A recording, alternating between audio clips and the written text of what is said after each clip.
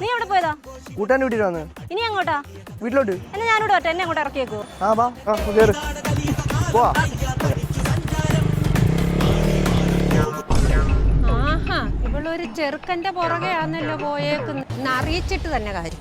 നീ സാറല്ലേ, രമണിയെ, സുശീലേ, സുശീലേ, എങ്ങനെ ഒരു ചെറുക്കന്റെ കൂടെ എന്താ കാര്യം? അയ്യോ, അറിയിക്കണ്ടവരെ അറിയിച്ചിട്ട് വന്നിട്ട് പറയാ.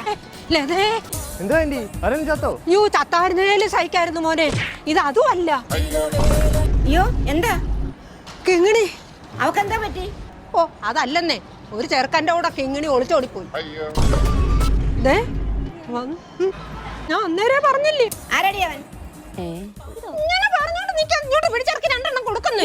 ഉള്ളവനായി പിള്ളേരെയൊക്കെ വഴി തെറ്റിക്കുന്നുണ്ട്.